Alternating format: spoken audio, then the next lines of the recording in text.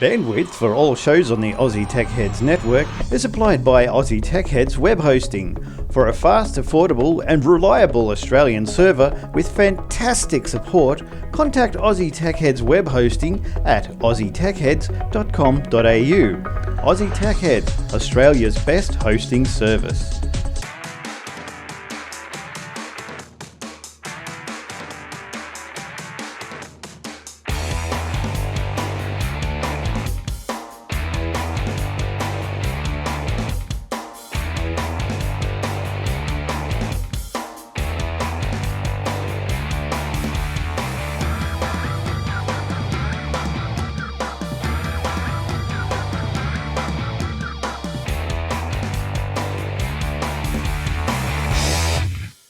Yes, thanks for joining us on another episode of Aussie Tech Heads this week. It's the coming to you 14th of the 5th, 2015, and it's episode 437. Welcome. I'm Glenn. Obviously, as you know, or if you don't know, if you're new to the show, maybe you don't know. Well, my name's Glenn. How you doing? And tonight we have Will. Only Will tonight. Hey, Will, straight into it. How you doing? Hey, mate. How you doing, buddy? It's been a while. It has, yes. You've had Skype issues and whatnot. I had all sorts of problems where it started off with Skype. As soon as I installed Skype, system crashed, and then I was uninstalling that, and I was using it for a while, and the system just got more and more and more unstable to the point where it was like running for 10 minutes and crashing. So did the good old trick of running sysconfig and going to the clean startup menu and adding one program at a time. Oh, yes. And got to Crash Plan, which is the online backup. You know, it automatically updates and then throws stuff up onto the website, you know, so you don't have to worry about it. And every time I loaded Crash Plan, it basically shut my system down. So I uninstalled it and reinstalled it, and it was fine for about 2 or 3 days, and then it started doing the same thing. So obviously in the latest update of Crash Plan, something's not quite right. Yeah, well, thankfully I haven't had that issue yet. I had a big Windows Patch Tuesday update just before the show. As always, it always comes out, doesn't it? Thursdays for us, Patch Tuesdays, delayed by day saving time. Well, because some of us don't turn our computers off, we get it yesterday. But I don't turn mine off. Oh, really? Because I always get the updates Wednesday night. Yeah, okay. Oh, I don't know. Maybe it was sitting there for a while. Maybe it's just set different or something. I don't know. Could be. Who knows? Who cares? As long as I get it, that's the main thing. All right. So yes. Yeah. We got a few stories to get through tonight. We're brought to you always. Bandwidth is supplied by ATH Web Hosting, Aussie Tech Heads Web Hosting.com.au. That's it. So if you're looking for some web hosting for your blog, for your web page, for whatever, emails, whatever, ATH webhosting.com.au. Domains even. Do it all. So give us a buzz. Get on there and sign up. Do yourself a favour. All right. Now, where are we going to start tonight? Or this week? Let's start with let's get the bad news out of the way. People with BBC iPlayer, it's closing down. The global version closing down. The service was available in Australia, Canada, and Western Europe. It never launched in the US due to conflicts with some pay TV channels, and I think BBC America, I don't know, had issues with that, I think, as well. So anyway, that's BBC iPlayer. Were you a subscriber of what that one, Will?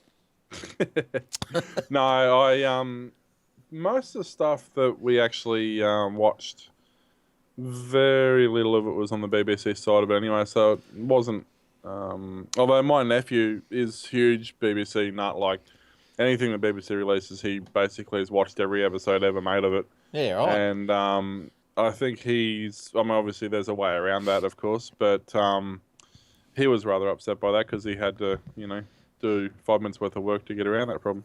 Well, some of the best known programs, including Top Gear, Sherlock, were available along with big archives of Gavin and Stacey, Fawlty Towers, Planet Earth, and the classic episodes of Doctor Who. No, where are we going to go for Classic Who? The closure was expected after BBC Worldwide announced in 2013 it intended to pull support for the global player, saying it would instead focus on making material available via the bbc.com website. What does that mean? Users have been notified of the switch off. No more auto renewals. So apparently this thing is going to be closing between the 26th of May and the 26th of June 2015. Subscription will be honoured in full and your auto renewal will be switched off. This date can be found in your subscriptions tab on iTunes.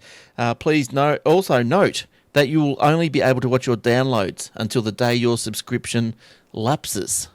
There you go, eh? No good for the BBC iTunes dudes, iPlayer dudes. Yeah, well, I'm actually just I'm looking on the BBC website at the moment, and nowhere anywhere on here, probably because of the we're in a different part of the world, and how dare we want to watch their shows. But nowhere on here can I actually see. It's got the listing of the shows, but nowhere does it let me watch. I can watch trailers. I can watch previews. Yeah, there's nowhere on here at all that lets me watch the show. So, yes. Well, there you go. So, I don't know. I'd love to find those somewhere else or wait for the BBC to do something. Look, I never did subscribe to it. I watched the free ones as they came on. Yeah. That's about all. Like all these shows, you can find them on Foxtel or around the place. YouTube. It's amazing how so many there's shows. a lot of stuff on YouTube. I know, it is amazing. But talking about all that sort of stuff, internet TV, the Netflix tax, here it comes. Yeah. The federal government has revealed plans in the budget. I don't know, did you? Oh, look, the budget reply speech is on. Quick, we better hurry. I can't miss it. That's interesting. I had a link of that up a minute ago. I was about to, the same one you're about to read, probably from a different site, and I just refreshed the page, and it's no longer there. Oh, I don't know where mine come from. Where did mine come from? Mine was from IT. Z8. Oh, I got IT News. I think that's similar. Yeah. That might be similar. But anyway, mine is no longer there, so there you go. They must have something wrong in there, probably. Yeah, so if you were keen, you listened to the budget and you listened to the news over the last couple of days after the announcements, the government has plans to put the GST onto non-tangible digital downloadable products. So the government wants to apply the GST to intangibles such as digital books, music and software provided by overseas-based companies. Expanding GST coverage to merchants supplying digital products into Australia will reap the government $350 million over 4 years. So, I know, look, there's been a lot of, obviously, people who subscribe to Netflix and Amazon, whatever, iTunes, whatever. They've obviously got a problem. They don't like it. But, I mean, I think it's probably not a bad thing. You'd probably disagree, Will. Yeah, on the next breath they'll be saying, but we're going to crack down on piracy. But do you think that take Netflix? What is it? $12 a month. Do you think people are going to revert back to piracy for $1.20? An extra $1.20? Yes. Okay. Especially if you consider that, they're talking not just that though. They're talking songs. They're talking books. They're talking, everything. But the thing is, this is what I don't understand. How can they claim GST on something that isn't? It's a goods and services tax based, but it's exactly the same as now they've dropped the $1,000 threshold on importing stuff. So if you buy something off eBay, even if it's $5, you now get taxed GST when it comes into the country. But that's only from certain suppliers, isn't it? No, that's pretty much everyone now. Okay. Well, how are they going to? I can tell, but what the thing is, how can they say that's other than pure revenue raising, which we know it is, but there's no justification for it because the goods or services didn't originate in this country. They got nothing to do with it. They're probably not even hosted here, and they're probably never any of the companies that do host it or import it. Well, I think I've thought about this over the last couple of days and so forth, and I just thought, well, I'll use Stan as an example. So Stan's in direct competition with Netflix. You would say, yes. You'd probably agree. Yeah, more or less, yeah. Pretty much. So Stan, for their $10 a month, they have to pay GST. And Netflix, for their $12 a month, they don't have to pay GST. So it's not that the company's going to pay it; it's we're paying for it at the end of the day. That's right. But I'm saying, so Netflix, that you want to say that they're going to get an advantage for being an overseas company. And not having to create their pricing around and include a GST component. So I'm saying why is Stan paying GST? It's not a physical product. Well, it's the same like with my domains when I sell them through the ATH web hosting. So I buy them, I can't claim GST back on them because I buy them from overseas. So they're whatever they are. But then when I sell them, But that's a physical product, a domain, more or less. Like Well- it's something that you can redirect and you can use. Like you can. You know what I mean? It's basically a physical product. But what I'm saying is like, but then when I sell it, I've got to charge GST. So instantly, Yeah. I'm off 10%. Yeah. So instantly. So I either suck it up or I don't suck it up. But that's my point of view. And plus, I don't know. Obviously we need the money somehow. So, Well, no, we don't. If you look at the budget, there's plenty of money if they stop spending it on crap. But the thing is that it's not just that. That's the tip of the iceberg as compared to what they've actually done. Like the way they've redefined the boundaries of what's classed as a necessity item and things like that now as well. It's just horrendous. Like, yeah, I don't know. I mean, it's purely all money grabbing. I mean, we know this, but the thing is, how is it like? I didn't. Well, in maybe in the one I was reading, and I haven't had I don't do politics a lot, but I had a quick read of it, and I didn't see anywhere things like I could be wrong, but I didn't see Steam in there anywhere, for example. I think they'll get sucked up into it. Well, that's I think. Does Microsoft that Xbox Live Gold thingy? Does that have GST? Does anyone know? I don't know. Because I never go for it. don't have an Xbox. I don't know. No. But this is what I'm saying. Like, you've either got to have, it's either got to be. Well, honestly, things like that, I can't understand how they can even put a GST on it. Like I was saying, Stan shouldn't have a GST on that because it's not a physical thing. Well, but it's consumption. I mean, it's even a little bit consumption. No, that was like 150 years ago. It's a little bit different with domains and things like that. I guess technically you could call them a physical thing because they're somewhere that you redirect people and that can be part of your business. But when you're talking TV shows, things you're only ever going to watch once, books, yeah, okay, maybe I guess you could argue a book could be physical, but really? Well, I've got a little graphic here, just moving on a touch from that, and this was tweeted through the week by Matt. So good on you, Matt. Let's see if we can get that. Oh, I don't know if I can get that. Oh, how's that? I don't know if I can get that up on the screen. Did you break it? I did. I might have. Hang on. Let's that'll see. be right. Let's see if I can do this. Can't take you anyway. Oh, how's that? You don't know if you can read that or not. Let's see if we can. No, I can't. Don't think I can. Control scroll. Hang on. See if we can make this any bigger. There we go. That might be good enough. Okay, so what this is showing, this is a little graph, a little line graph, or whatever you want to call it, and it shows the rate of uptake of these IPTVs. Now you look at Netflix, as it peaked in early April, or mid-April. Call it mid-April. Peaked, say just over 800,000 visits in mid-April. And now you look at Stan, poor old Stan. They're hardly off zero, so they're struggling. Yeah, but I mean, Netflix probably didn't move off zero for the first 2 years either. Well, when it come with a lot of goodwill. If it was, yeah, but I mean, Netflix didn't. Was Netflix? Hang on, am I getting? Was Netflix the one that started off with the DVDs that you hired and sent it back to them? QuickFlix. Oh, it was QuickFlix. Okay. Yeah, but just it's interesting because you got Stan on the bottom, which hardly has made a dent in anything. Nothing wrong with Stan. I didn't mind it. It had a couple of good things on it for the free month. Then you got Presto, sort of just above it, which is surprising because you're on a T-Box, you can get a free 6 months to that, and 10Play, which is very surprising. 10Play comes in next, so because that's good. Well, I've actually found myself watching 10Play lately. Yeah, that's not I find bad. out of all of them, out of the iView or whatever it is on 7, and the 10Play is probably, although they have really bad quality issues, but their service actually seems to work the best here anyway. I don't get buffering and buffering. Yeah, 10Play is good. Then you've got, now this is, well, I don't know if do you know what this is? tv.yahoo.com. Yeah, that'd be Yahoo TV. What's on that? I've never even been there. Oh, I don't. That must be good. I've never even heard of it. It's probably, you'll find it's probably like preset on set-top boxes and yeah, stuff right. like that. I'm gonna Google that. I'm au.tv.yahoo.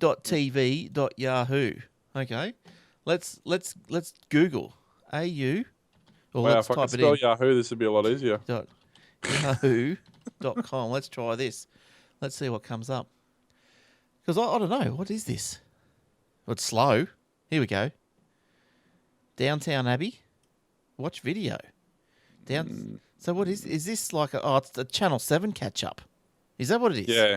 Well, that'd be 7. Well, it is 7 Yeah. Yahoo. Yeah, so it's a Channel 7 But it catch doesn't up. look like it's recaps, interview, TV in no time. Let's see. TV. Okay, so that looks like that's all like snippets. Doesn't actually look like it's full shows. It just looks like it's Right. Okay, well, let's go. Watch video. Oh, that's a Arrow, here we preview. go. What's on? Downtown Abbey. Add to my shows. Yeah, no, it's all just like snippet stuff. Like it's a catch up. So if you've missed something, you can watch a 5-minute version of it and get an idea what's going on. Oh, okay. Well, the catch up for Channel 7 is I watch it on the iPhone. All these catch up on the iPhone are pus. I've had great success with 10 Play on the Apple TV. Works brilliantly. But the as soon as I get to an ad, it pauses and it stops until you turn your phone or the iPhone on and swipe it to access it. Otherwise, it stops at the ad break, and then it'll freeze on the first frame of the ad for about 10 seconds. Then it'll go to the freeze on the first frame of the next ad, freeze for 10 seconds, and it does that for every ad until it gets back to the show. No, really? Yeah. I don't have much success with those catch-up things. I know 7 Play or 7 Plus catch-up or whatever is also on the T-Box. I haven't checked it out on the T-Box yet. And 9 Jump In, that's just the biggest pile of pus I've ever seen. Well, it's funny. Jump In, I don't have buffering issues with it, but damn it, the low quality. Yeah, so that's Yeah, it's horrid. Like, because I'm trying to watch Renault Rumble, and for some bizarre reason, I've never had an issue with Channel 9 on my set-top box ever. The day I started to record Renault Rumble, Channel 9's played up, so I've had to watch it on the catch-up thing. But yeah, man, it would be, because we've got a 50-inch plasma, it would be like maybe 360 at best. If that, probably not even that. Half the time you can't actually read when they bring up the lower third. Half the time you can't even read the names. Yeah, they got to get working, sorting themselves out on all that sort of stuff. Which isn't, given that YouTube can stream 1080, not a problem, even on my in-laws ADSL, which maximum's like 4 meg. Yeah. Then there's no excuse for it. No. Really. No, that's right. I don't know what the story is with that jump in, but I don't know. Maybe they don't like you catching up. They want to keep you in the dark. So do you reckon these shows like Renault Rumble, do you reckon people put them on torrents? Do Australian shows? Oh, yeah, absolutely. Really? If you go to PrimeWire, the show's dead set, because I missed it the first night, and it's 12 hours behind or something like that on the catch-up. Yeah. And I was actually looking for something else. But I literally would have probably, like, the show finished at 8:30, and I probably would have been looking at 8:35, and there it was in the list. Oh, someone's on NBN. That's it. Within 5 minutes of it finished airing, it was there ready to watch in 720. So someone has to encode that and upload it in like 5 minutes. Yeah, That's pretty I'd say that what fast. they were doing is they're probably ripping the live encode, doing it live. Yeah, right. Because there was no ads, so that would have given them that time to catch up. Have you ever tried to share a torrent or put a torrent up there? Yeah. With success? Yeah. I've never had success. I've tried to put one of these shows up there once, and I could never find it again. I don't know what happened. It's not. Well, the thing is, because of the way torrents are peer-to-peer, you've got to have a peer active. So if there's no active peers with that file, there's no file.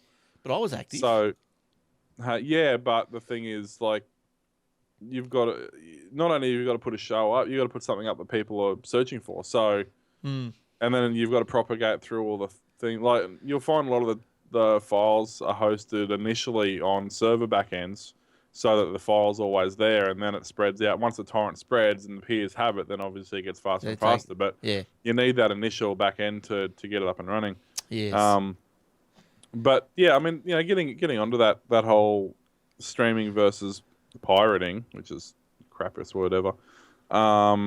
But I mean, that was the thing. Like I missed it on, and this is what I don't understand. I can record it onto my set-top box and from the TV, and I can watch the show, and then I can fast forward through the ads anyway, and then watch the next part of the show and fast forward through the ads. Yes. And that's perfectly legal.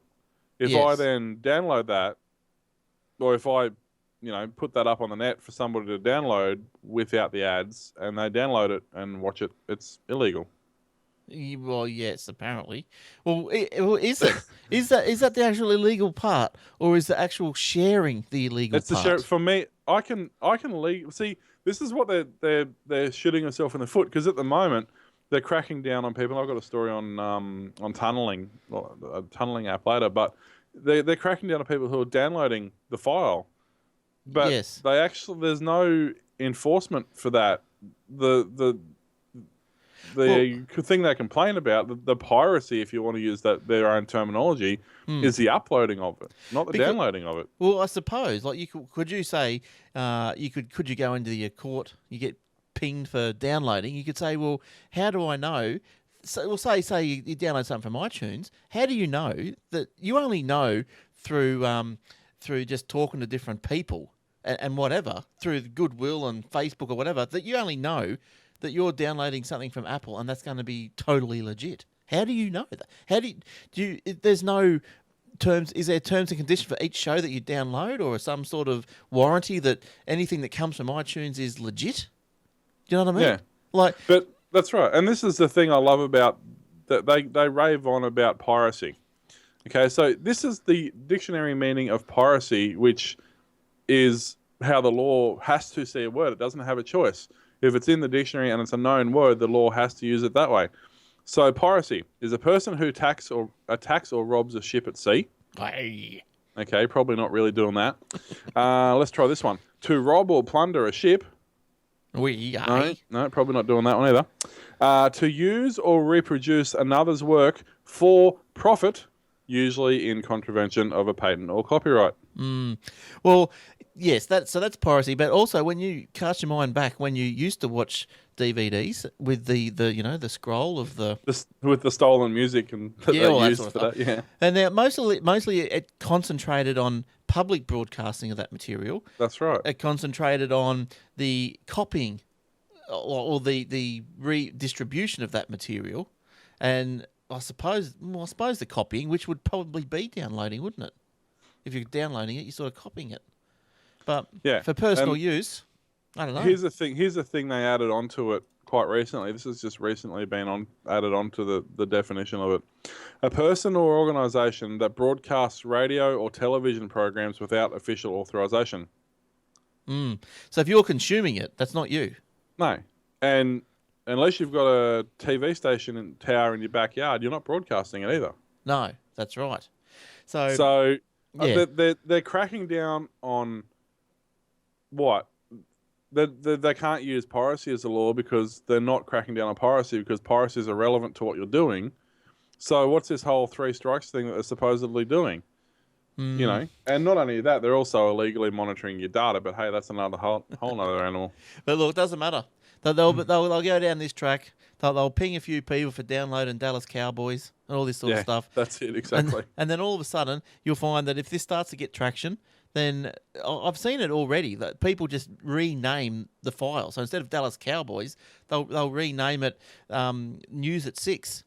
You know, and so and the word gets out that News at 6 is Dallas Cowboys, and there'll be something that'll happen. Something will come out.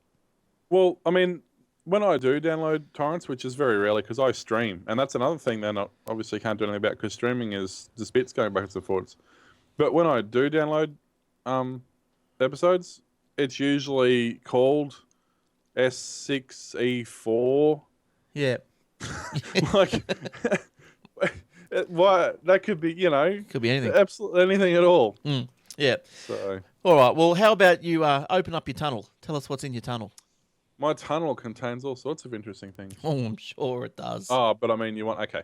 So tunneling in this sense is basically a way to create a VPN through your browsers, and it creates what they call a tunnel to geo-blocking and website tracking and things like that, which has been relatively easy on PC, but on mobile devices it's been quite a tricky thing up until recently.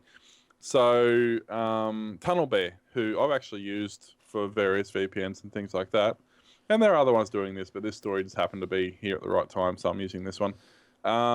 It now lets you use Chrome OS and Chrome in general, so it also works on Android devices. It's a service that provides a VPN tunnel using an extension in Chrome. So the neat part about TunnelBear is, regardless of whether or not you remember, you get 1 gig of traffic free every month. So if nothing else, you can secure things like emails and stuff like that free of charge, which is pretty neat. And now that the Australian government's doing metadata retention illegally, you basically need to use, VPN. So there's Pure VPN, there's all sorts of things. TunnelBear is a nice, neat one, and it's quite tidy. Requires not much setup on a lot of mobile devices because it does work straight through the browser. Will this put you out into a different country? Yeah, you can set. It's got 14 different nodes, 14 different countries. Sorry, so you can choose whichever sort of country you want. And so you get a gig free each month. Yeah, yep. That's pretty. So reasonable. if you're just browsing and emailing and stuff, that's plenty for that. Yeah. Even you get to the end of the month where you've got a couple hundred meg left, you can do videos on BBC, or well, you can't do that now, but overseas. Well, you can on the domestic one. You could log into the UK and do it that way. They're not cutting the domestic one. Yeah. I use Pure VPN generally because they're quite cheap, and they have a nice little app that does it all as well. But TunnelBear is it works quite well. But so it really is something, if you're looking at basically doing anything that isn't 100% officially, smiled upon. Yeah. I strongly recommend you get yourself a VPN. If you don't know what a VPN is or how to set it up, talk to your local tech. They're pretty basic. It generally requires not much more than obviously your subscription and a couple of settings, a couple of IP changes. Yeah, most of these places tell you how to use the service anyway, I think. So.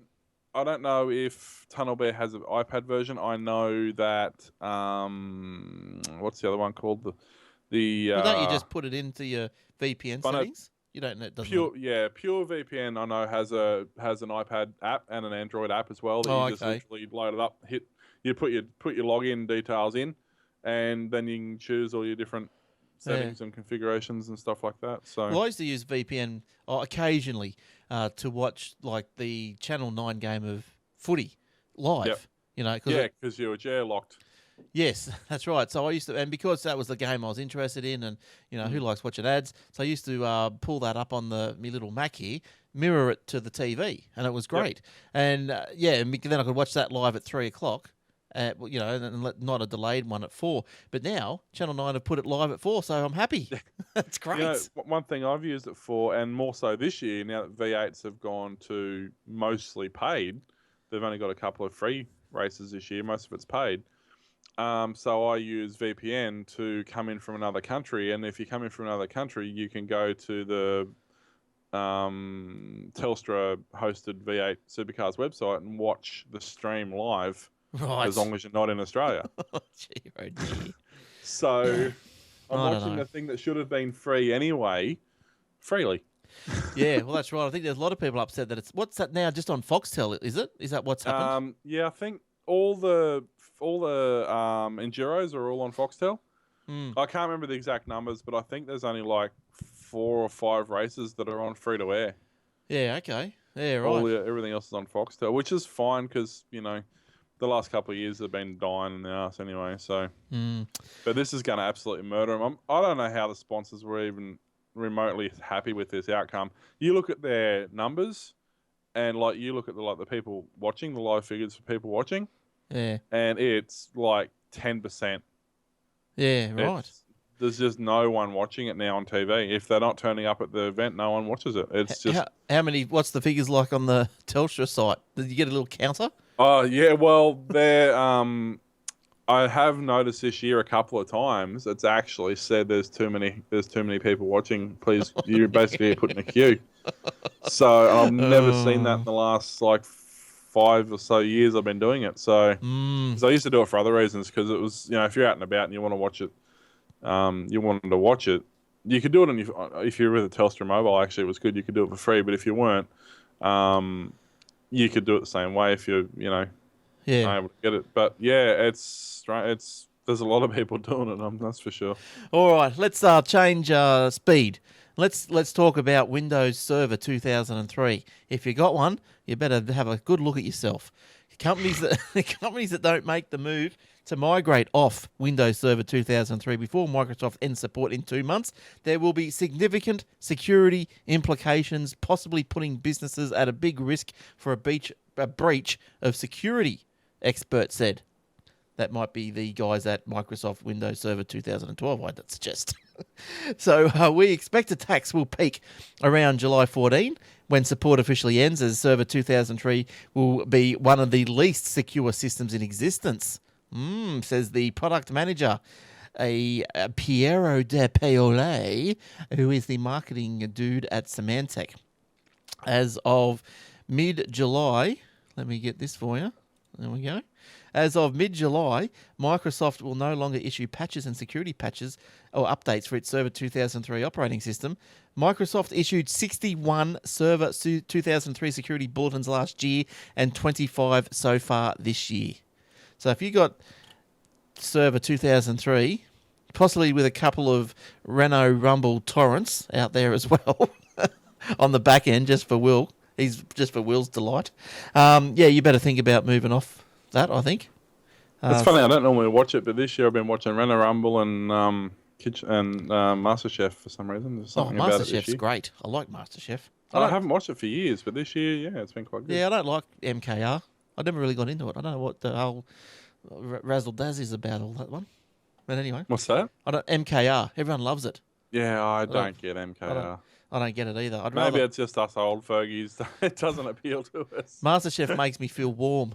So It's actually this year. Yeah, this year's been very, very well rounded compared to previous years. All right, Will. What else have you got there to talk about? Alrighty, well, you guys know how much I love Apple. Yes. Oh, yes. So much so you're nearly going to buy one. Yeah, that's it exactly. No, wait, that wouldn't be it. But no, they've actually. I wasn't going to do this story. I just kind of saw it there. Obviously, if you own an Apple device, whether it's an iPad or an iPhone, you're prone to locked into what storage it comes with, basically. Yes. You don't really have flexibility in that regard. No. But there's a new product called MediaShare, MEDIASHAIR, because apparently that's how you spell share. Air. That's from why. What Air. I can gather, basically, it's a wireless media hub. So it's a hub that can either run off batteries or off USB ports, or there's power pack. There's a few different ways of running it. And effectively, it has a USB port, so you can either run a external USB thumb drive or an external USB hard drive. It's got an SD card reader, a few things like that. And because it uses the wireless side of it, you can tap straight into it and hook it up wirelessly. It also has it set up so that it's got a Ethernet port on it as well, which, say you're at a hotel or whatever and you want to log in, you can log into it that way, set it up, put username and password, and then hook all your different devices up to it, so it acts as a wireless hub as well. It's got built-in batteries, so you can charge with the car charger and stuff like that. It's about $100. So the iPhone Wi-Fi is into it, and yeah, okay, and it will, and this thing will transfer video or whatever to the Wi-Fi to the iPhone. Yeah, so you can use it as data storage. You can use it as whatever you want to use it as. Yeah, right. A media player, all that sort of stuff. And as I said, it acts as a Wi-Fi hub, so you can plug the network cable in and hook all your device up wirelessly to it. The neat part is because it is battery operated, so it if you just want to share some files with some mates, throw a thumb drive or a hard drive in there.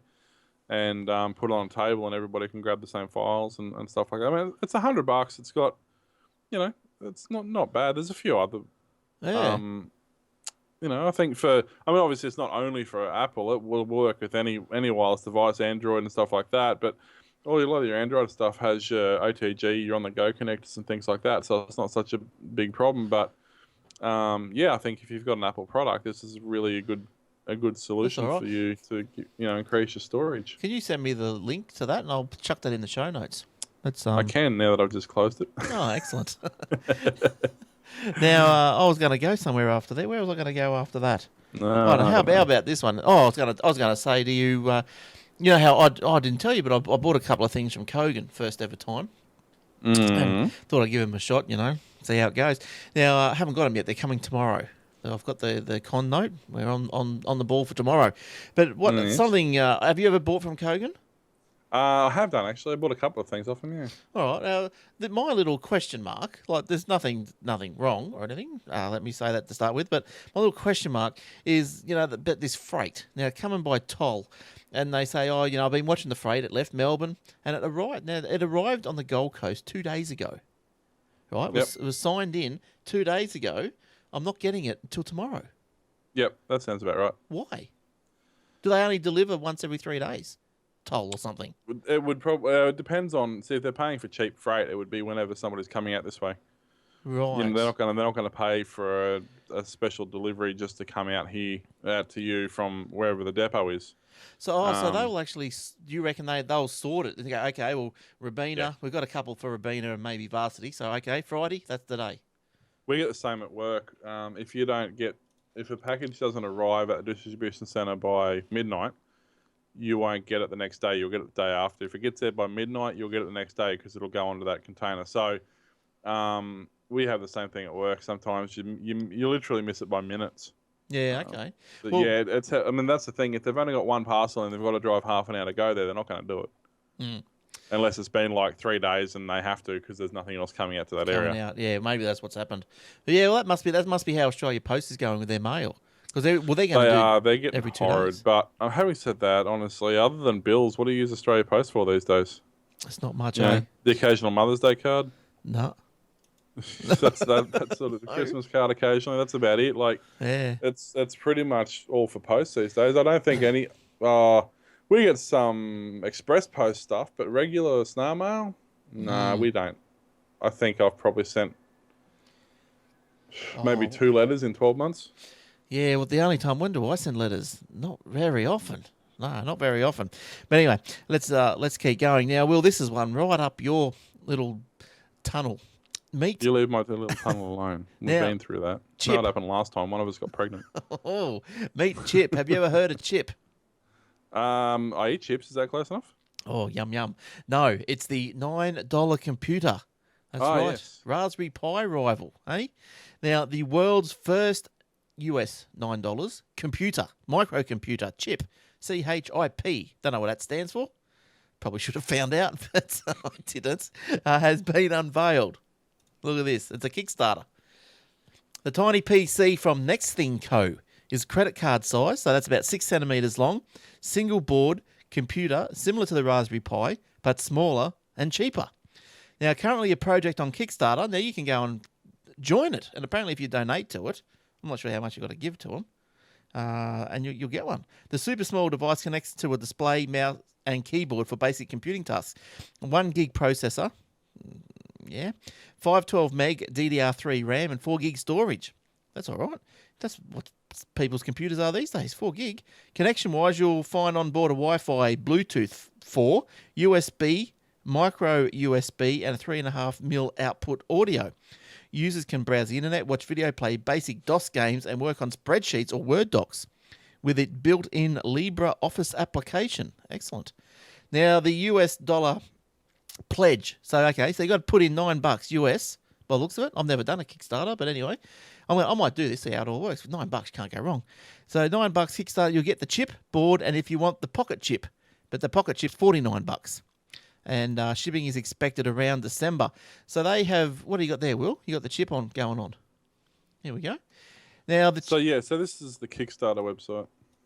All right, now Chip, they've got 23,152 backers so far at the time of me looking at it today. They've got 23 days to go. Already, their goal was to get a pledge or a kickstart of 50,000. Now, at the moment, they're up to nearly $1.2 million. How good is that? And they've still got 23 days to go.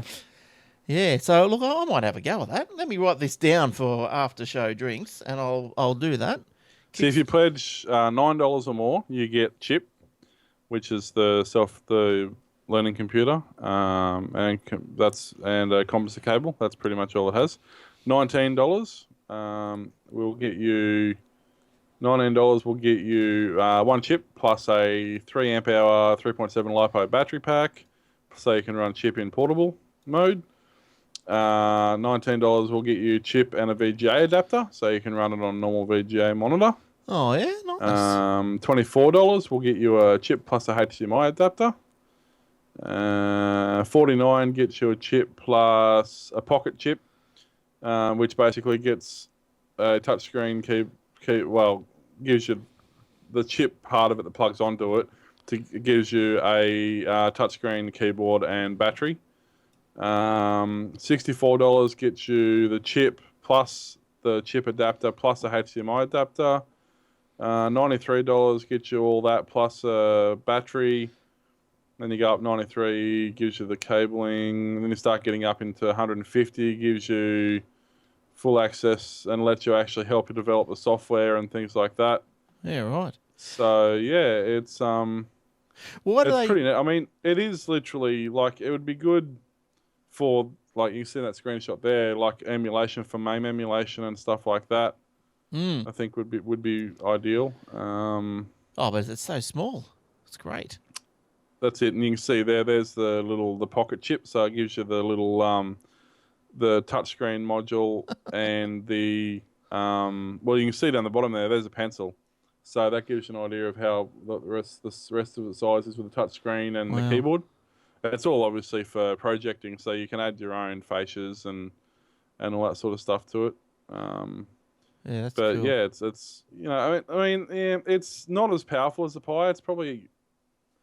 It's probably half as powerful as the original Raspberry Pi. But depending on what you want to do with it, that's perfectly acceptable. That's perfectly acceptable. So I wouldn't mind getting that $49. I reckon I could do that. The pocket chip plus the screen and keyboard. That'd be cool. Yeah, but are they going to post it to you though? Is that what happens? Yeah. Is it just US only, or they post it anywhere? There you go. $489. You get the whole lot. You get 10 of them. 10 of each. Oh, wow. So, yeah, January 2015, best beginning of work. March, design integration. May, samples and first prototypes. July is alpha testing. September, revision 2, prototyping. October's final sourcing. November's manufacturing begins. February's manufacturing complete. May is when you actually start. So it's a 12-month period. So... And there you go. There's your high-quality programmers who do all the work for you. Now, what are you going to use? George. What are you going to use this for, you might ask? Well, who knows? That's the whole thing about it. But maybe Microsoft Windows is on the ball here. Windows 10, they've thought, okay, Internet of Things is all around the place. You know, we want to get involved. Let's put it on some of these little smaller computers. They've got the Windows, because Windows 10 apparently is coming out with 7 editions. That's it, 7 editions. Let's just run through them. The reason why I brought it up, though, was because one of the editions is the Internet of Things core. So this edition appears to be the replacement for the Windows Embedded, which I haven't seen since XP Embed. Has there been another one since then? I don't know. Probably. And we'll, not that I've seen. And will power, so this Windows 10 IoT core will power smaller connected devices like gateways, larger scale devices like ATMs, and retail point of sale devices will run versions of Windows 10 Enterprise and Windows 10 Mobile Enterprise versions. Now, in addition to this Windows 10 IoT core, and just bear with me for a sec because I know you love people on the video, I know you love graphics, so there's another one. Now, the versions, okay, Windows 10 Home. Okay, consumer-focused desktop edition replaced Windows 8. So, easy. Now, Windows 10 Mobile, formerly Windows Phone 8.1. This edition will run on smartphones and tablets with smaller displays. So, now that one there, that'll be free as well. because it's on a screen size smaller than 10 inch. And I think that's where Microsoft's going. Now, the other versions are Windows 10 Pro. So that's meant to replace Windows 8.1 Pro. It's designed for small businesses with extra features to allow companies to manage apps and data across devices. So the Windows 10 Pro users can also take advantage of the new Windows Update for Business program, which makes it easier for organizations to control how they get security and other updates. So that's all right. That's pretty good. If you've got you don't want updates. If you're in a company that maybe has some proprietary software, you don't want updates just falling over themselves to get onto the machine every Tuesday. But, I've got a story about that. There's no more Patch Tuesdays. Let me keep going here. Then you've got Windows 10 Enterprise, which replaces Windows 8.1 Enterprise. And it's designed for larger companies. It has a more robust security feature and also supports the Windows Update for Business program. Enterprise customers aren't able to take advantage of blah, blah, blah. So then you've got Windows 10 Education, Academic Edition. I don't know. Why is there an Academic Edition? Oh, it's the student edition. But why? Why? Is it just cheaper or something? Yeah, it's the same as the student edition. It's just it's the same full version. It's just cheaper. Microsoft also says that there will be paths for schools and students using Windows 10 Home and Windows 10 Pro devices to upgrade to Windows 10 Education. Upgrade? And so there you go. 7 versions. Now, Windows Patch Tuesdays, apparently they are no more. And that's not because Windows have given up the ghost. They're going to be bringing the updates as they happen, as they are made. So during the company's Ignite conference in Chicago this week, Microsoft Executive Vice President, I'd like to be an Executive Vice President. That'd be a pretty good title on your window, wouldn't it? Terry Myerson told the audience that Patch Tuesday will no longer exist for consumers, and instead updates will be pushed out as soon as they're available. So the new patching schedule will impact all devices running Windows 10, including PCs, tablets and smartphones. It says IT professionals will keep their systems updated through the newly launched Windows Update for Business. Now, this is the Windows Update for Business, which is a free service for all Windows Pro and Enterprise devices. It allows IT professionals to decide which devices will receive updates first, so blah, blah, blah. So as we know, next year or this year when Windows 10 comes out, it's if you've got Windows 8.1 or 8 or 7, I think, if you upgrade within a year, you'll get Windows 10 for free. So why wouldn't you be doing that, eh? So I'll be straight onto that one. Yeah, I'll be getting on that. Get on that train for sure. Ride it all the way to town. But it's funny that, it's like the Raspberry Pi, they're bringing out a version for that. So they're going to have to be backing a few different architectures, obviously. Yeah, well, I guess... some are RISC, some are ARM. Yeah. All right. What else? You got any more, Will? I got a couple here. I got quite a few, actually. All but right. Hit I us. can cull it down, I suppose. Okay, so we already know that phones are getting, somewhat quicker than they were. Or tablets, smart devices, I guess. So MediaTek has just brought out their new processor, the new Hellas H20. The new generation of processor is the first to offer a 10-core on the chip, or a deca-core processor. Oh, yeah. Which will be available in 2015. It's a new tri-cluster arrangement on the ARM Big Little architecture, and integrates Cat6 LTE connectivity. The new processor is more powerful and efficient than previous. This is Intel? Sorry? Was this Intel? No, MediaTek. Oh, right. So it's someone different. Yep. It's offering power improvements in video encoding and decoding and high-end camera processing up to 32 megapixels. Sorry. Yeah, right, nice. So there's a lot more information on there, but basically it's heading the same way now as a PC, where you've got the line between the CPU and the GPU is getting more and more blurry, and they're cross-handling both of each. This is basically doing the same thing. This is now encompassing the audio and the video side of it as well, and combining it with the CPU to cross the load off as well. So it's becoming more and more crossover. It basically has 3 processor clusters Each is designed to handle a different workload. So the tri-cluster consists of one cluster of 2 ARM Cortex A72 cores running at 2.5 gig for extreme performance, 2 clusters of 4 ARM Cortex A53s running at, the A72s are running at 2.5 gig. The A53s are running at 2 gig for the medium loads, and there's one running at 1.4 for the light activities. So say just Facebooking, you'll be running off your little 1.4 gig. So you're not using as much battery life and things like that, and not as much heat dissipation happening. But then when you load up, say, a Java web browser or YouTube video, or something fairly graphically intense like Minecraft with a lot of things going on, you'll kick up those 4 2.5 gig cores, and to give you that processing power when you need it. So. Yeah, nice work. So it's pretty intense. Now, I heard you mention Minecraft there. When's the next Obsidian Loft coming out? Haven't heard that. Heard one for a couple of weeks. Yeah, it's been, last week, the last couple of weeks, Warlock's been working, and if I haven't been available, so it's just coming. been happening. Yeah, we've got the Old Fart Geeks has got to happen as well. It's just, it's a little bit hard at the moment with, obviously just 2 of us doing it. So if one of us isn't available, well, there's no real point doing it. So, but when it is done, you can see it on the iTunes. So don't forget to subscribe to it. Old Fart Geeks. Is that what it is? Yeah, Old Fart Geeks. And the Obsidian Loft on iTunes. Also, the Aussie Mac Zone. Don't forget the Aussie Mac Zone on iTunes as well, or your favourite podcatcher.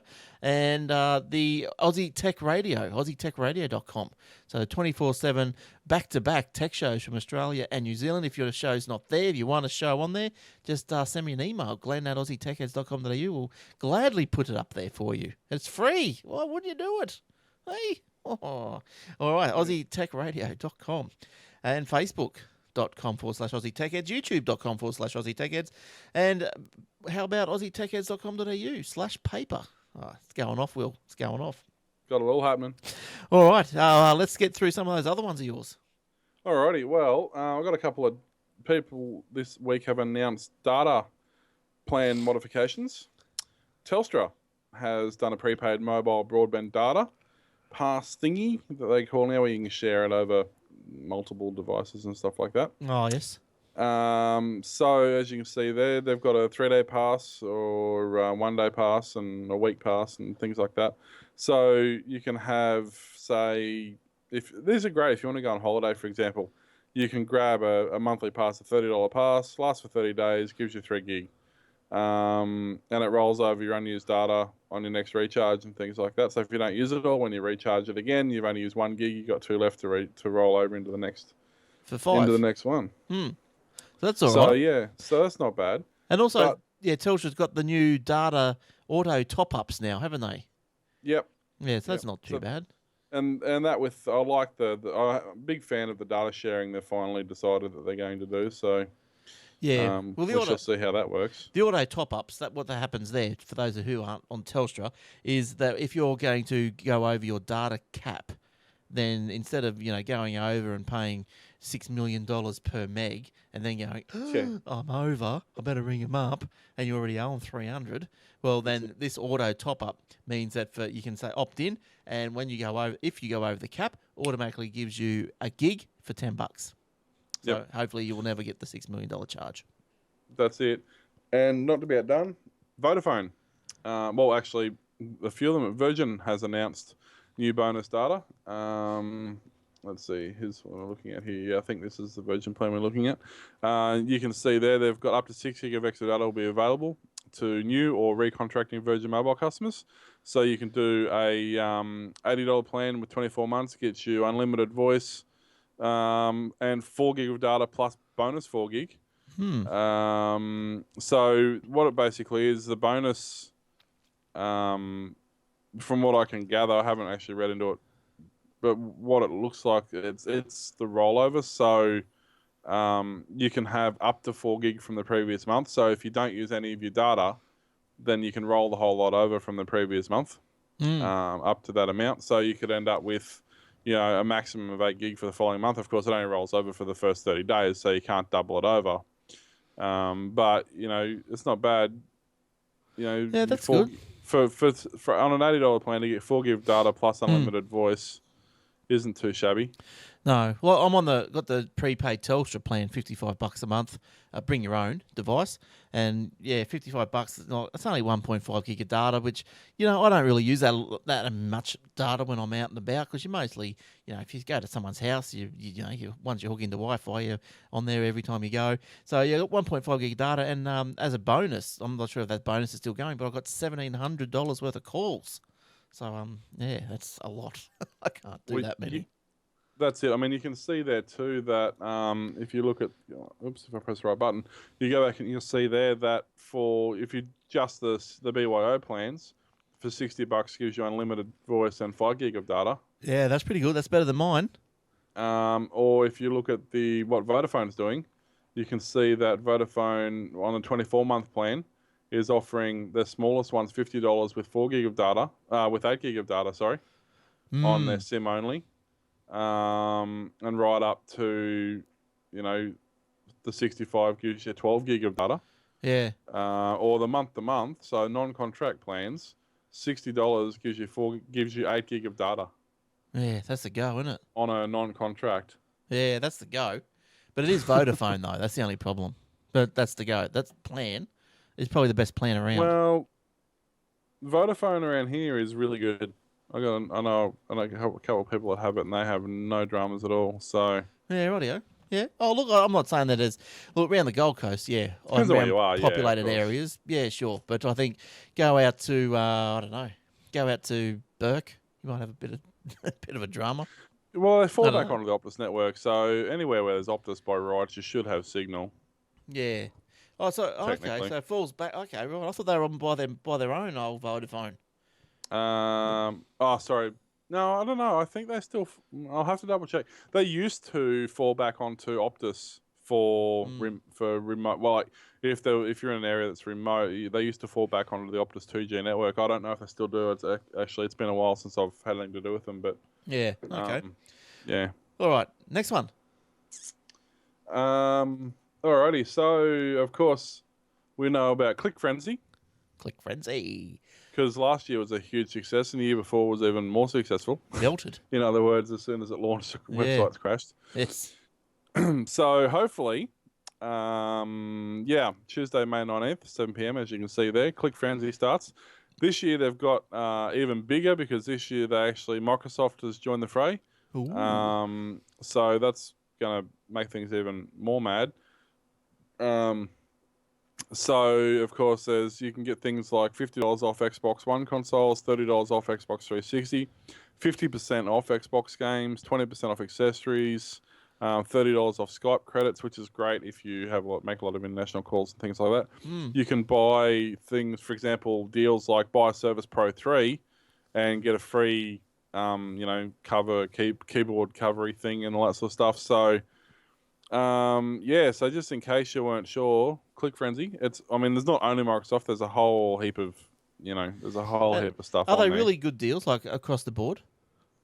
It's only some of the deals are only just starting to actually show themselves now. There wasn't actually that much information. Let me just update this now, and we'll have a quick look, shall we? Let's see here. So what have we got down? We're down to 3 days, 21 hours, 12 minutes, and 45 seconds. Oh, yeah. So let us see what we have.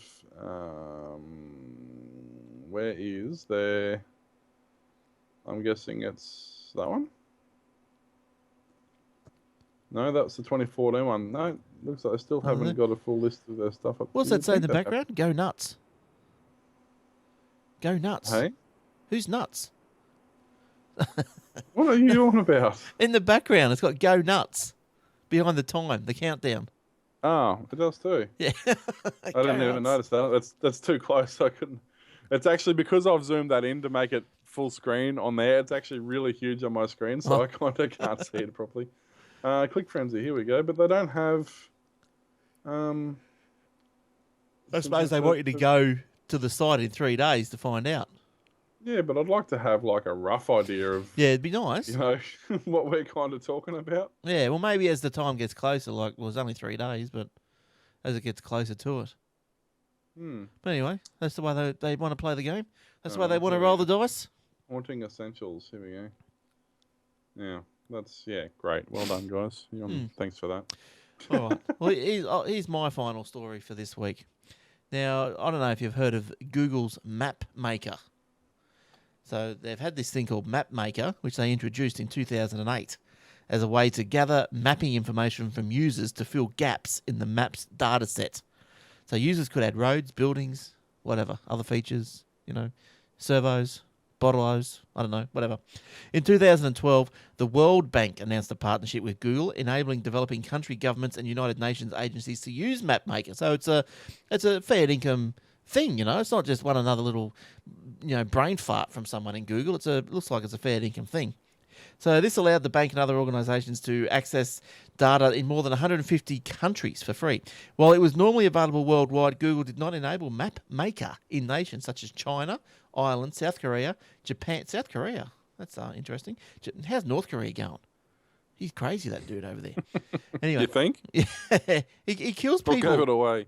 He shot someone with air surface missiles or something. Shot someone for falling asleep in one of his speeches. Crazy stuff. Anyway, Google is suspending the editing in the Map Maker mapping feature. Oh, try to say that after a schooner. Map Maker mapping feature. After moderation failures allowed rude images to appear on its map products. Oh dear. Really? Rude images like this one. No. Whatever shall we do? Google. It's not rude. That's I know. legit. So anyway, last month, an image of an Android robot urinating on the Apple logo was inserted into Google Maps near Rawalpindi in Pakistan. Why would you just pick? So that's just random, I suppose. But is it more random that it was put there, or more random that someone found it? Yeah, probably. The incident created a stir worldwide, and Google removed the image, which appeared to have been inserted by an unknown user to protest against the company's review policy of Map Maker edits. So there you go. Someone's decided to... that's funny, though. They'd have a laugh at that. You got to take it down, but I'll bet you the Google guys over there, they'd be laughing at that for sure. For sure. Oh, yeah. All right, good stuff, Map Maker. Made Will's day. Alrighty. Yeah. Couple of quick stories to finish it off. Yeah. And of course, they're Android based because why not? So smartphones generally not the most robust of phones. Relatively easy to break things. Like I've got more and more cracks in my screen. Again, I keep I think it's probably not coming up on there, but yeah, I keep dropping my phone, so you can see. Oh yeah, yep. No, starting good. to happen. But, Yes. How do you drop it? Just slips out of your hand. Top pocket. Yeah, what, you lean over? You lean over. Yeah. Especially when you're carrying two, because I'm carrying two phones now, so you put them both in there. Oh, and because they're plastic on plastic, it's super slippery. So as soon as you even think about leaning over, they fall out. I think people with two phones are just such important people. Good on you. Well, Will. I've actually, when I'm at work, I carry 4. Oh, you're very important times 2. No, it's a pain in the ass. So some people have thought about the problem and decided to do something about it. Oh. This is called the phone. Wait, where did my story go? Dang it! It was literally. Oh, you've got to be kidding me. Fine. See Aspera. Yeah. Aspera. Basically, it has a 4.5-inch 1200 by 720 resolution, running the 3rd generation Gorilla Glass, 1.7 gigahertz MediaTek, as we were talking about before, octa-core processor, 2 gig of RAM, 16 gig onboard, which gives you about 10 gig usable. Supports up to a 32 gig card. It's got a 13 megapixel rear camera with autofocus and a 2 megapixel front. Wi-Fi, obviously, Bluetooth, GPS, NFC. It's got the full spectrum of everything from 2G right up to 4G and beyond support. Has rubberized and waterproof outer body for shock absorption, high visibility. Has sealed battery covers, mini USB charger port, and 3.5 headphone jack. They're all covered up so that they're waterproof and water resistant. It's IP68 rated, which basically means it's submersible in greater than a meter of non-corrosive liquids, so water and salt water and things like that, for more than 30 minutes. Totally dust resistant. It's running KitKat 4.4 Android. It's got a 3300 milliamp battery with 9 hours talk time, 600 hours standby, and it weighs 220 grams. It's 150 by 75 by 15, which is, let me just quickly look, so 150 by 75. So it's basically the same size as the Note 3. A little bit thicker. It's 15 mil. The Note 3 is only 6 mil, so it's about twice as wide, but it's basically the same size as the Note 3. And it's designed obviously to be rugged and robust. You can see on the back there, there's a couple of screws that you undo those screws there, and that takes the back plate off to get to your battery and everything like that. There's another section here where actually it's in this. I'll have to flick this story across. You can see, yeah. So once you pop the back open, that's the back there. Yeah, right. It's got the waterproof covers to cover up all your ports, USB ports, and things like that. It does have a slightly modified charger, just with a longer head on it, just to get in there, so that you can do it. So, and how much would you expect to pay? Actually, so depending on where you go, the one I was showing you a second ago was actually Harvey Normal, and it's $600 outright, which really is pretty decent, given that like your something like this one here, which is the other option to that. This is Samsung. This is a variant of their S6. It's called the S6 Active. It's a ruggedized version. It's got an IP65 rating, so same sort of rating. Running similar sort of specs as the Note 4 or the S5, I suppose.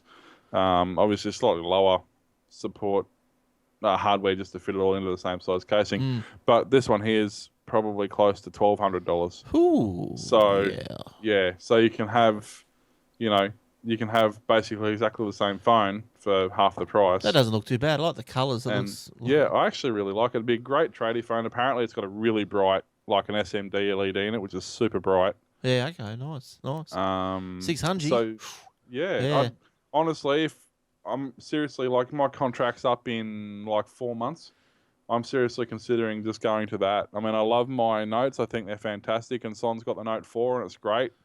But just for work and how hard I am on phones, I really think for me, I'd much prefer to spend by then it'll probably come down to $450 or $500. I'd much prefer to spend that and buy the phone and not have to worry about the screen breaking and dropping it and getting it dirty and all the other stuff that I have. At the moment, I'm having contact issues plugging my phone in, my charger in, because it has got some, had a hard life. The pins on the back are starting to corrode a little bit because I work around battery acid all day. Yeah, right. But I think something like that, I'd go that way without a problem. Yeah, okay. Yeah, doesn't look too bad. It doesn't run iOS though, so yeah. I think that's because it's a real phone. I think I'm going to get a iPhone 6, but I'm going to wait for the S to come. I think. No intention of a watch still. I'll tell you what I did get though. I got a Fitbit. Yeah. Yeah. So did Warlock. I noticed he got one too. Oh, is he? He's only new too, is it? Yep. Yeah. Right. So So look, I'm not walking enough apparently. So look, if anyone out there, you guys have got a Fitbit, invite me as a friend and let's do a challenge. I've got to get walking more. I'll try and beat yous. Glenn at aussietechheads.com.au. Just email. Make sure you look up add me. Yeah, I've got Warlock on me thing. Yeah. I'm just trying to find something that he actually put up interesting. I found quite interesting the other day, and I'm just quickly scrolling through his post because, there's two things, and a little bit geeky, I have to admit. But one is the new commercial MAME arcade emulators that they've just released. Oh yeah. And they're like dead set, old-fashioned benchtop. Yeah. Yes. Now, how much is one of those? $1,500. $1,500. Yeah. See, the problem with those, what I would imagine, is remember that when you used to go to the arcades, the joystick always broke. That's because they use dodgy bloody. That's because they use dodgy joysticks. Yeah, they were probably pretty rudimentary, weren't they? Like you could They can cop a flogging. Well, yeah, they do cop a flog. People smashing them left, right, and centre. But Yeah. that you can get tabletops if you've got an existing tabletop. You can get one of those boards that have got about 16 games on it anyway. Just plug the board in. Well, that's it. I mean, I'm actually building one of these at the moment, and I'm actually using the Raspberry Pi as the main emulator. Oh, nice and light. Yeah, nice and light, easy to move around, but basically unlimited games. And the thing with mine, I'm actually making it so, obviously it's a tabletop, but I'm using the slide drop hinges so you can push it up like that and stand it up and turn it into a normal upright. So when you've got games that you need to play on an upright, yeah, nice. You can do it. Yeah, why would you need to? All games would play on upright or a tabletop, wouldn't they? No, not all of them. A lot of them, especially if they're multiplayer games, like simultaneous multiplayer games. Yeah, right. Not 90% of games, yes, you can quite easily play just on tabletop. But there's just some, especially when some of us like playing The Simpsons and Ninja Turtles and stuff that were actually four-player games. So what I'd do in that situation is have the two normal controls, but then have the option to extend it with another two wireless controllers as well. Yeah. Yeah, look, there's a couple here. There's a stand-up one for you, Will. Yeah, there's some really amazing design ones out there. Yeah. But I got an old screen that I've thrown down at the. Tell you what, here's a good tip. If you have a hotel or a pub or a club down the road that's renovating, go and stand around their scrap bins, because I can almost guarantee that you will find them throwing out pokey toppers. On the new pokey machines, how they've got two screens. They've got one up the top and one down the bottom. Yeah. Well, a lot of the time, the one on the top changes sizes depending on what game they're running. So the one down the bottom stays in the machine. Obviously, when they change out the cartridge, it changes the machine. Yeah. The one at the top may no longer be the correct resolution, orientation, size, whatever. So they chuck them in the skip. So I picked up a bull crap, did you? Yeah, it's out in the kitchen. I picked up I'm trying to think what size it was. I think it's a 32-inch. It was mounted horizontally on top of the Halloween pokey. Right. So I actually got the full fascia with the Halloween and everything on it. Yeah. And I thought it was pretty low res, because I remember the game actually, and it was relatively low res, but I've since hooked it up to the laptop. It's actually 1080p. It just was running low resolution on the monitor. On the monitor, right. So I picked up a 32-inch 1080p monitor for... Wow. I mean, they are heavy, like dead set, because they're in a solid steel casing, surrounded by steel they're really heavy. But once you strip them out of the casing and all that sort of stuff, they're actually fairly decent. But yeah, so if you've got any clubs and stuff that's renovating, go and hang around down there. Go and have a look at one of those. I was just looking for the Halloween pokey, but I can't see it, Will. It's one of those. I'll have to take a photo of it, and yeah. It's not one of. There's a good one. Slot game. Yeah. Anyway, that's by the way. All right. Let's get out of here. Have you done everything, Will? Done all you wanted to do? Yeah. I'm good. All right. Good stuff. All right. So So don't forget, if you're Fitbit, add me as a friend, and let's see if we can compete and get me walking. It's Glenn at AussieTechheads.com.au. You can email Will at AussieTechheads.com.au. And I've said all the other stuff, so yeah, I say it every week, so you won't forget it. But don't forget athwebhosting.com.au for some hosting if you're into that sort of stuff. All right. Thanks for coming in, Will. Thanks for getting Skype loaded after work. Yeah, everything seemed to behave itself. So and all that sort of stuff. You never know. You might have to put up with more of me again. Good stuff. All right. Well, we'll hope to see you next week. That'd be great. I want to say, and people in the chat room too, I wasn't ignoring you, but due to the limitations of my ability, mentally, I wasn't able to log into the chat room before the show. So, all right. No worries. Okay. So we'll leave you guys to it. So see you, lounge, and see you, listeners and viewers. So until next time you hear us or see us, stay happy. Bye-bye. Bye.